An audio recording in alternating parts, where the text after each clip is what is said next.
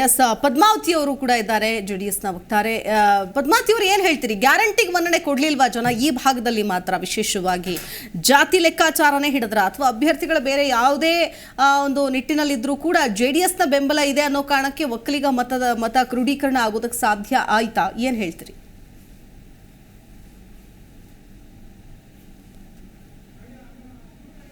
Unmute ಮಾಡಿ ಮಾತಾಡಿ madam, mute ಆಗಿದೆ ವಾಯ್ಸು. ಕೇಳಿಸ್ತಾ ಇದೆಯಾ? ಹೇಳಿ ಹೇಳಿ ಮೇಡಮ್, ಕಂಟಿನ್ಯೂ ಮಾಡಿ. ನಮ್ಮ ಹಳೆ ಮೈಸೂರು ಭಾಗದಲ್ಲಿ ಈ ಸರಿ ಏನ್ ನಮ್ಮ ಅಭ್ಯರ್ಥಿಗಳು ಮೈತ್ರಿ ಅಭ್ಯರ್ಥಿಗಳು ಗೆದ್ದಿದ್ದಾರೆ, ಅದೆಲ್ಲವೂ ಕೂಡ ನಮ್ಮ ಕುಮಾರಣ್ಣ ದೇವೇಗೌಡರ ವರ್ಚಸ್ಸಿಂದನೇ ಹೊರತು ಬೇರೆ ಯಾವುದೇ ಒಂದು ಕಾರಣನೂ ಇಲ್ಲ. ಈ ಏನ್ ಒಕ್ಕಲಿಗ ಸಮುದಾಯನ ಬೇರ್ಪಡಿಸ್ಬೇಕು, ಇಬ್ಬಾಗ ಮಾಡ್ಬೇಕು ಅಂತ ಹೇಳಿ ಹೊರಟಿದ್ರು, ಅದು ಅವರಿಗೆ ಕೆಲಸ ಮಾಡಲಿಲ್ಲ. ಎರಡನೇ ನಾಯಕನಾಗ್ಬೇಕು ಅಂತ ಹೇಳಿ ಹೊರಟಿದ್ರು ಡಿ ಕೆ ಶಿವಕುಮಾರ್ ಅವರು.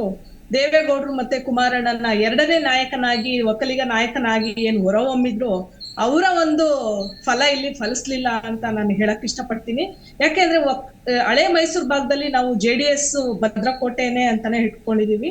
ಆ ಒಂದು ಭದ್ರಕೋಟೆನ ಛಿದ್ರ ಮಾಡ್ಲಿಕ್ಕೆ ಇವರು ಒಕ್ಕಲಿಗ ಸಮುದಾಯನ ಅಸ್ತ್ರವಾಗಿ ಇಟ್ಕೊಂಡು ನಾನಾ ಹೇಳಿಕೆಗಳನ್ನ ಕೊಟ್ಟು, ಆ ಹೇಳಿಕೆಗಳೇ ಇವತ್ತು ಒಕ್ಕಲಿಗ ಸಮುದಾಯನ ಬೇರ್ಪಡಿಸಕ್ ಕಾರಣ ಆಯ್ತು. ಪೂಜ್ಯ ದೇವೇಗೌಡರನ್ನ ಒಕ್ಕಲಿಗ ಸಮುದಾಯದವರು ಒಂದು ಉನ್ನತ ಸ್ಥಾನದಲ್ಲಿ ಇಟ್ಟಿದ್ದಾರೆ. ಅವರು ಒಬ್ರು ದೊಡ್ಡ ಒಂದು ಪ್ರಧಾನಿ ಹುದ್ದೆ ಸ್ಥಾನದಲ್ಲಿ ಇದ್ದವರು ಅಂತ ಹೇಳಿ ಅವ್ರಿಗೆ ಒಂದು ಉನ್ನತ ಸ್ಥಾನನೇ ಕೊಟ್ಟಿದ್ದಾರೆ.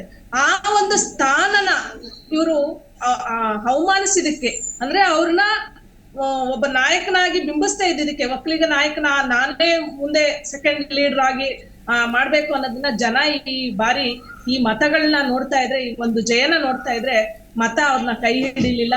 ಗ್ಯಾರಂಟಿನೂ ಕೂಡ ಇಲ್ಲಿ ಕೈ ಹಿಡಿಲಿಲ್ಲ. ಇಲ್ಲಿ ಏನಾಗಿತ್ತು, ಕುಮಾರಣ್ಣ ಮುಂದೆ ಒಂದು ದೊಡ್ಡ ನಾಯಕನಾಗಿ, ಒಕ್ಕಲಿಗ ನಾಯಕನಾಗೂ ಬೆಳಿಬೇಕು ಅನ್ನೋ ಒಂದು ಆಶೀರ್ವಾದನ ಈ ನಮ್ಮ ಹಳೆ ಮೈಸೂರು ಭಾಗದಲ್ಲಿ ಕೊಟ್ಟಿದ್ದಾರೆ ಜನಗಳು. ಓಕೆ ಓಕೆ ಮೇಡಮ್, ಮಾತಾಡ್ತೀನಿ. ಜಿ ಕನ್ನಡ ನ್ಯೂಸ್ ಈಗ ನಿಮ್ಮ ಮನೆಯಲ್ಲೇ ನೋಡಿ. ಎಲ್ಲ ಕೇಬಲ್ಗಳಲ್ಲಿ ಈಗ ಲಭ್ಯ. Sun direct 292, Jio TV 1334, U digital 162, city cable 51, GTPL 17, Abhishek cables 821, rock line telecommunication 51, Shri Basaveshwara number 60, Vinayaka digital number 53, in digital number 896ರಲ್ಲಿ. ನಿಮ್ಮಿಸ್ತದ ಜಿ ಕನ್ನಡ ನ್ಯೂಸ್ ನೋಡಿ ಆನಂದಿಸಿ.